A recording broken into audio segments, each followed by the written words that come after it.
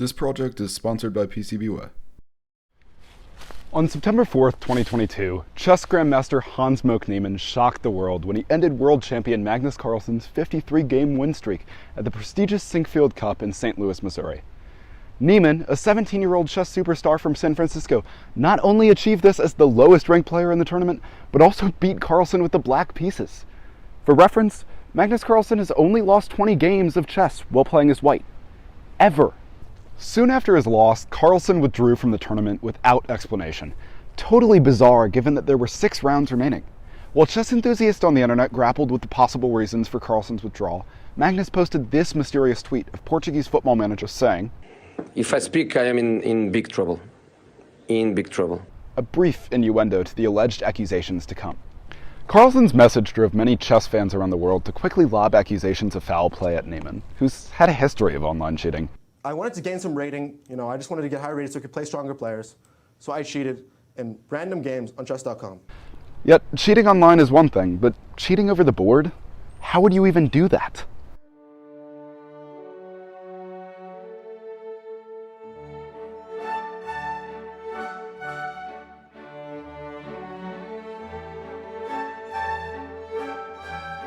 Chess grandmaster denies cheating by using anal beads. He used vibrating anal beads. Guys, people think he's using anal beads Morse code! Using wireless anal beads. Dude! What are the chances Hans used a vibrating butt plug to cheat? Morse code! Anal bead theory is not even that far-fetched. Yet, despite the internet's suspicions and outlandish accusations, no clear, solid evidence of Hans cheating ever surfaced. Until September 8th, when just 4 days after Carlsen's resignation from the Sinkfield Cup, Chess.com released a tweet confirming it had removed Niemann from its user base for cheating in 2020. To only further the drama, on Monday, September 26, 2022, the pair were rematched in an online tournament in which Carlsen resigned after playing a single move.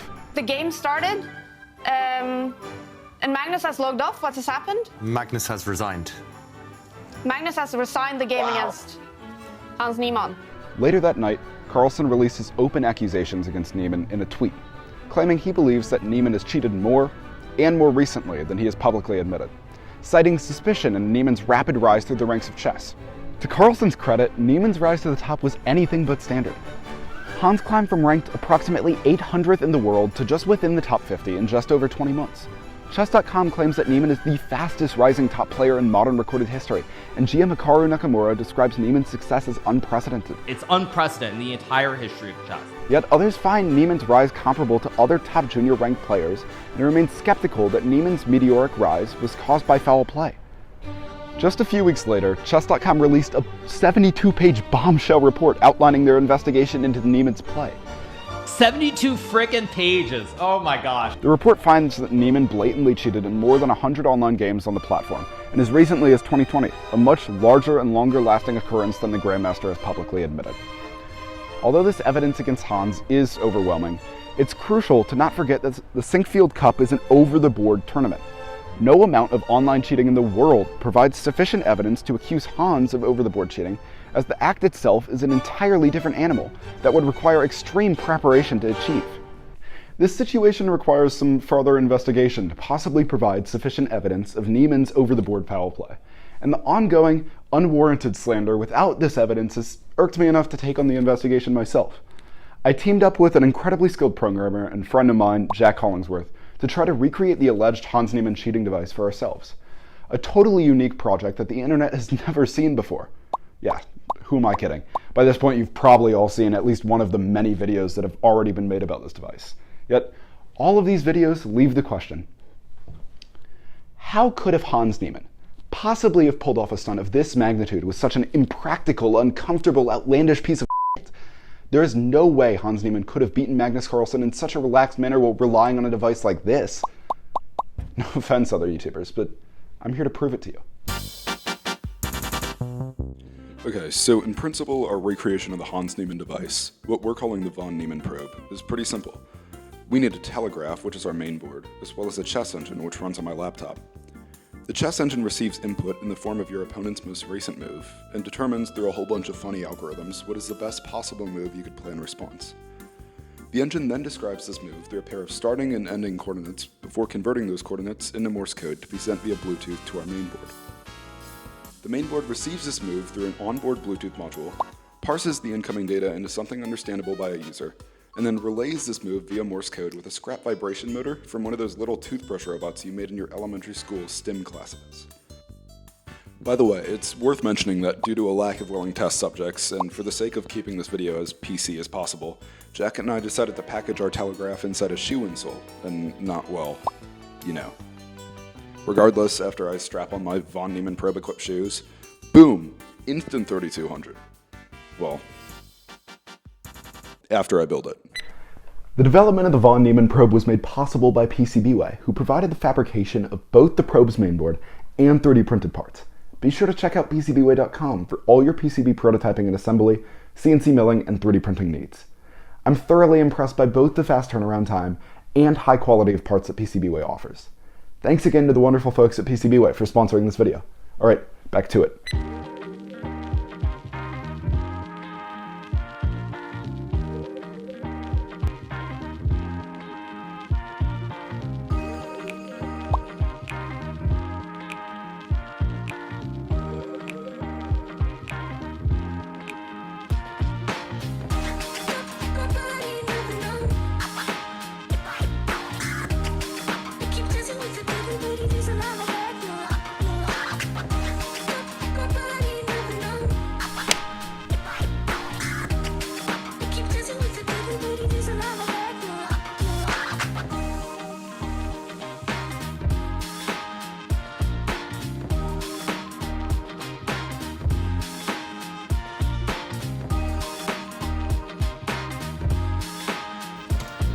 Pairing.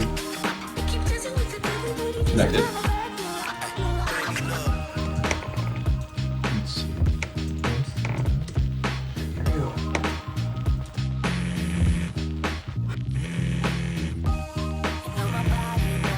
Nice. Oh, it's so good. Done it. Yeah.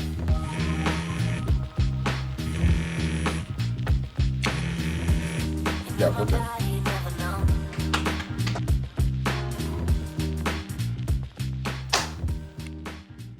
It's time to take this thing for a spin. I'll be judging the feasibility of using a device like this through three main tests: robustness, discreteness, and in-game effectiveness. First up, robustness. I'll be putting the Von Niemann Probe through its paces by wearing it for an entire day. And so I strapped on my chest socks and left for school with a hidden ELO boost under my foot. So I've been wearing the probe for half an hour now, and it's barely noticeable. I'm maybe half an inch taller. I've been trying to keep my gait as close to normal as possible, but we'll see if I can keep that up. I think it'll be hopefully not too long of a day. We'll see. 3 hours later. So it's like the middle of the day now, and honestly, it's becoming a bit unbearable. The insole takes up like maybe a third of my shoe, and so my foot is super cramped to the top of the tongue of my shoe. I'll make it, but it's definitely not ideal. Well, the Von Niemann Probe is definitely not the most comfortable thing in the world. It did hold up to a near 8 hours of use. Developing a telegraph that can withstand a day's of use is totally feasible, regardless of where the telegraph is placed on the body. I'd give the Von Niemann Probe 4.5 out of 5 stars for robustness. Next up, discreteness. To test the discreteness of the Von Niemann Probe, I'm off to go meet up with some of my friends while randomly buzzing the insole and talk with them and just see if they hear anything or notice anything different about my height or the way I'm walking. Yeah, we'll see how this goes. How are you? I'm great, Teddy. How are you? I'm lovely, thank you. So if you take a gander at me today, is there anything different you notice about me?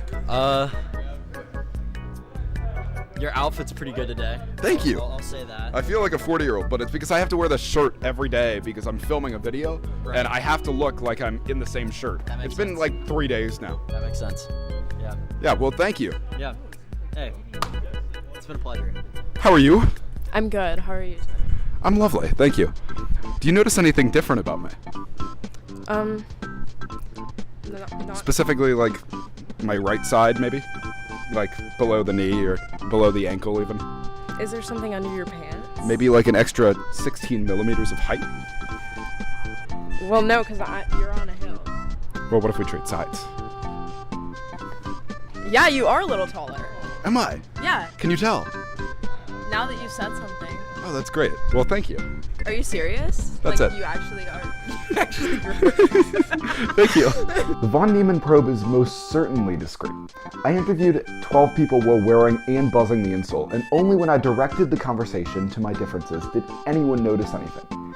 Fabricating a telegraph in a discrete manner is super simple, and while the von Niemann probe's mainboard is rather space efficient, the system could be scaled down significantly more.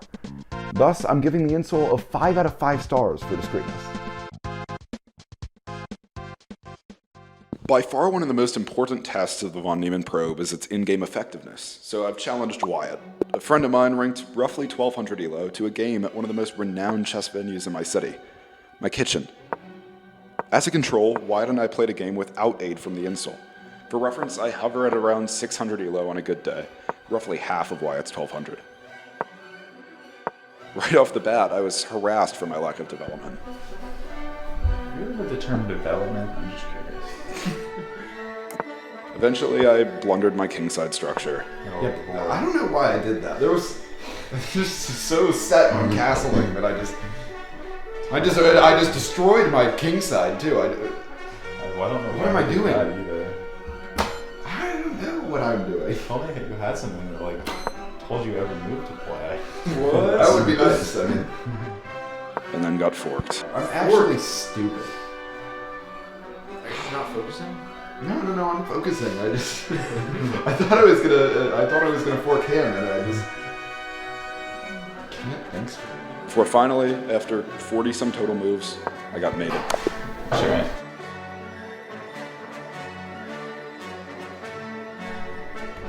Okay.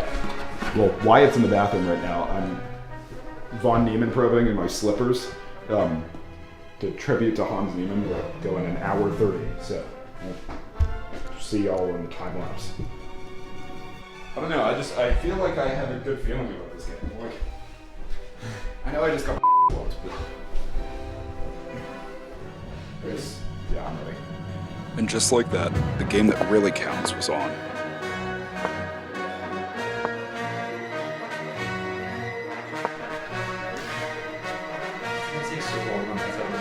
Do you feel that? Is there an earthquake?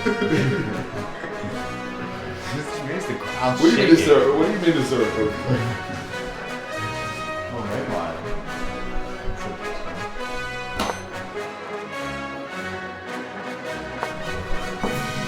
Hey, your opening theory has given us a lot this hasn't.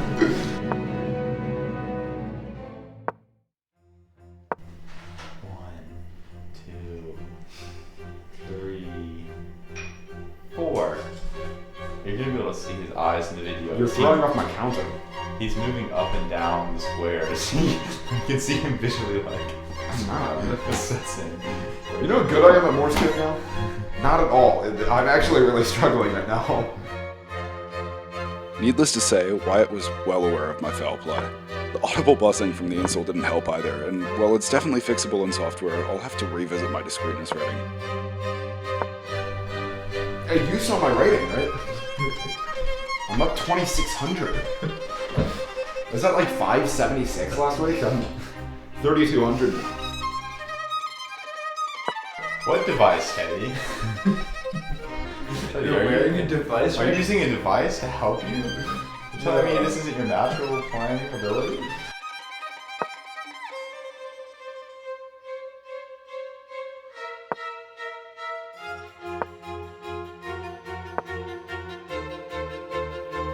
Regardless of the insole's ease of detection, it was working spectacularly. Unlike in our last game, I had established a dominant position and quickly started to win material, winning a bishop and a rook.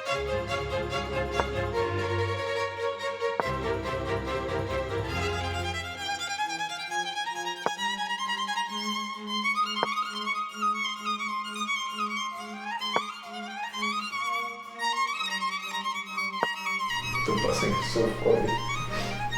What do you mean the buzzing? That voice in the background is my buddy Charles, who's been logging all of Wyatt's moves into the von Niemann Probe's chess engine throughout the game. Oh, that's some very obnoxious machine, or Teddy.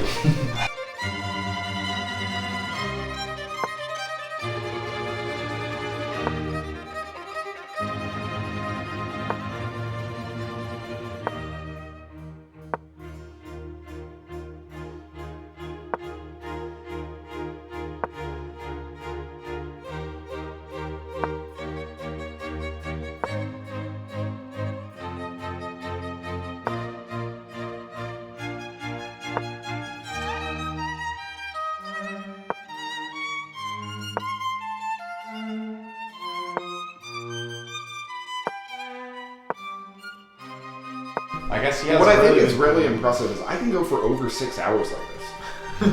It's 1,000 milliamps. Is my brain capacity.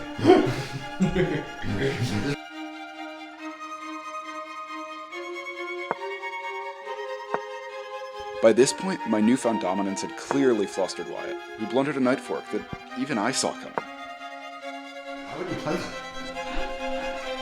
You blundered a piece. Oh, I did blunder a fork. Is it not going to tell me to play that? Did it not? What do you think? I'm sorry, my intuition is speaking to me. What do you think your intuition is telling you? Oh, yeah. I mean, even I saw that.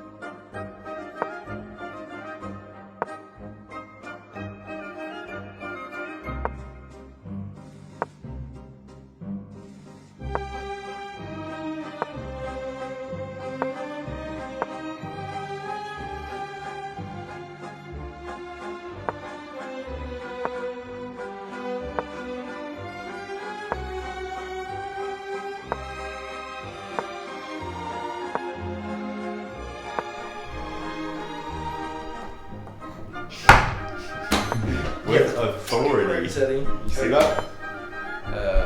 You know what I call that? That's what I call G6, G7.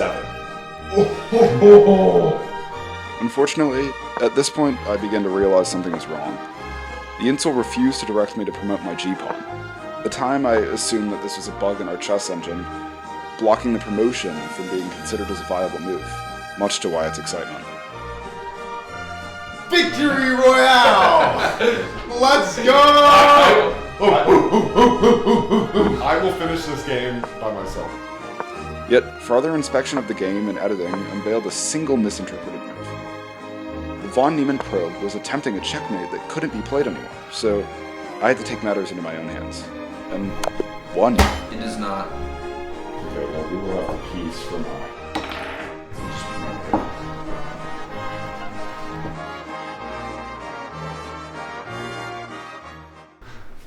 Good game. I was enthralled. In more time than it would have taken for me to study and legitimately catch up to Wyatt's elo, I developed a totally streamlined, undetectable, not impractical at all cheating device, and won with it.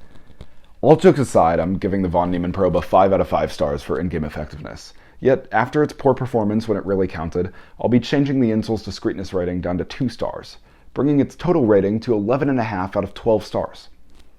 While there's no doubt that fabricating and using a telegraphing cheating device is concerningly simple, I'm still not convinced that Hans Niemann could have pulled off his alleged foul play with such a device. The implications of these unprecedented accusations against Niemann are highly slanderous. British Grandmaster Nigel Short notes that cheating at this level of chess is exceptionally rare, as any proven allegations would end a player's career. GM Short told the BBC, "I think in the absence of any evidence, statement, or anything, then this is a very unfortunate way to go about things. It's death by innuendo." Furthering GM Short's skepticism, Professor Kenneth Reagan, widely considered to be the world's leading expert in chess cheating, took it upon himself to analyze Niemann's games, and found no evidence of cheating. Naturally, Niemann isn't taking kindly to this situation, and has filed a federal lawsuit accusing Carlsen of maliciously colluding with others to defame him and ruin his career. Niemann is after at least $100 million in damages from defendants Carlsen, his company Play Magnus Group, Chess.com, as well as Grandmaster Hikaru Nakamura. The court filing accuses GM Nakamura and Chess.com of bolstering Carlsen's egregious claims through their platforms. Niemann's counterattack hasn't ended in his pursuit of reparations. Hans claims that Carlsen couldn't handle losing to him, implying through his court filing that Carlsen's actions further support his notorious inability to cope with defeat. The court filing states that Carlsen's actions were taken in an attempt to solidify his status as king of chess, so he could complete his company's buyout by Chess.com, an $82.9 million acquisition. We reached out to Hans for his perspective on the situation, but he informed us that his lawyers had recommended to not give any interviews, presumably to hinder the creation of any new irrational internet rumors. To quote from Niemann's court filing, Niemann's victory over the world champion should have propelled Niemann's career to the next level and allowed him to continue realizing his enormous potential as the next great American chess player. Yet, unbeknownst to Niemann at the time, the defendants of the case would do whatever it took to ensure that this would never happen. A huge thanks to all of you who have made it through this video. If you're interested in the engineering development behind the von Niemann probe, or inspired enough to take on the project for yourself, be sure to check out the project's publication on both my website, teddywarner.org, and its Instructables. Links are in the description below. This video is my first attempt at documenting a project story on YouTube, so if you enjoyed, consider liking and subscribing. It's much appreciated. If there's enough interest, I'll throw together an engineering edit showcasing the entirety of the insole's development. Just leave a comment if that's something you'd like to see. All right, peace.